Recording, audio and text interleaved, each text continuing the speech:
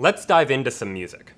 Before we get working on the actual problems you'll need to solve as part of this problem set, let's take a moment and look at some background about music, notes, and how we might represent them. What we're looking at here is a portion of a piano keyboard, and you'll notice we have 7 different white notes and 5 black notes. And so as you may know, each note is assigned a letter, where we have C on the left side, then D, E, F, G, A, and B, where the white keys on the piano are each assigned to a different letter. A semitone, as we'll refer to it, is just the interval from one note to the very next note, including both the white and the black keys on the keyboard. So between C and D, that's an interval of 2 semitones, because we go from C first to the black note in between C and D, and then to D. D and E are also 2 semitones apart, because there's a black note in between them, but E and F are 1 semitone apart, because right next to E, the note immediately following it is the note F. So semitones are just how we're going to refer to a step of exactly 1 note on the piano keyboard. But how then are we going to represent the black keys on the piano keyboard if the white keys are all assigned to letters? Well, in order to do that, we'll need to use accidentals. Accidentals adjust notes up or down by exactly 1 semitone. So the sharp accidental, represented here by the pound sign, means we're going to move up 1 semitone. So these are how the black keys would be represented in terms of sharps. Up 1 semitone from C is C sharp, and up 1 semitone from D is D sharp, for example. Likewise, we can also represent notes as flats, where a flat just means move down 1 semitone. So here, we're looking at D flat, which is 1 note down from D, and E flat, which is 1 semitone down from E. And notice here that there are multiple different ways to name the same note. That note in between C and D can be represented as either C sharp or D flat, and they both mean the same thing.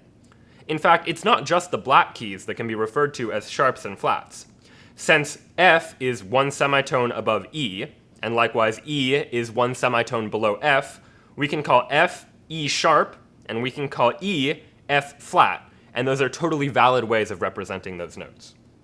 But as we know, a piano does not just consist of these keys, it consists of far more. And what we say is that the piano is divided into octaves, where an octave is just going to be a sequence of these 12 notes that gets repeated over and over across from the low range of the piano to the high range of the piano. And so, generally the middle of the piano we'll call octave 4, or the middle octave, and you'll see that we have a C there, a D there, an E there, and all the other notes that are present in octave 4. But that same pattern of notes repeats again in octave 5, to the right of octave 4, where all the notes sound similar, but are actually at a higher frequency. More on that later.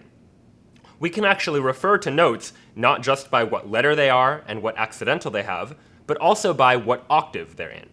For example, we might call the C that is located in octave 4, C4, and we might call the D sharp that's located in octave 5 as D sharp 5. And so what you're looking at here is a representation of a bunch of notes on the piano and how we would represent them in terms of what note they are, what accidental they have, if any, and finally, what octave they're in. Finally, let's take a look at how we would actually represent these notes if we were to try to write them down in sheet music, a conventional way for musicians to write down notes and how long they last and what they mean.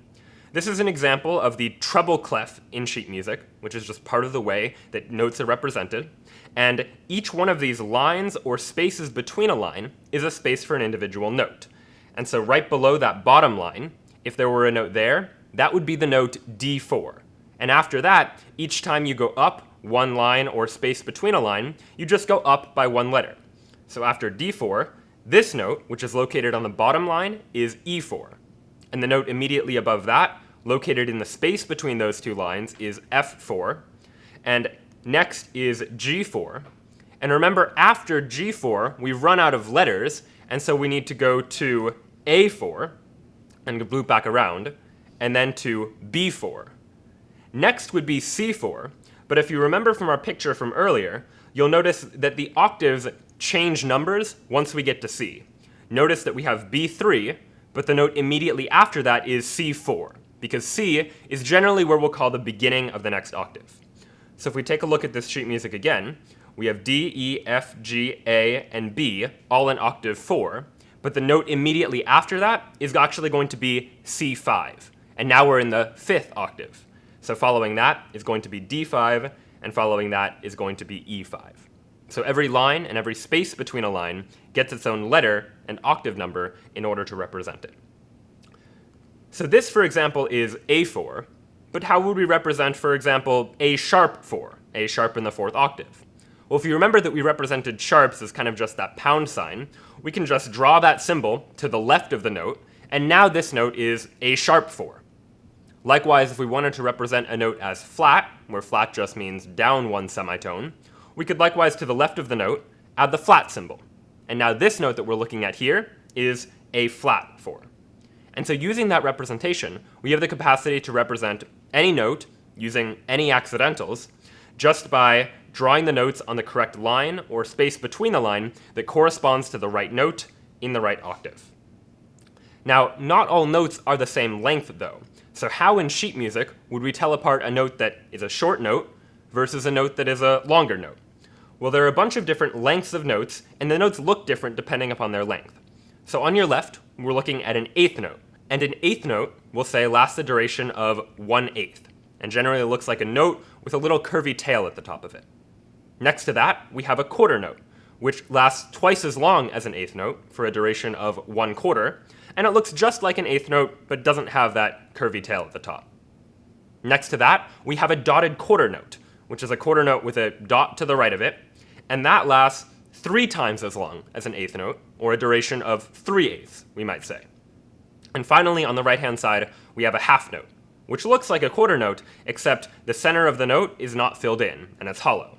And a half note lasts a length of 4 eighth notes, or a duration of 1/2. There are more notes than just these, but these are the ones that we're going to care about for this particular problem set.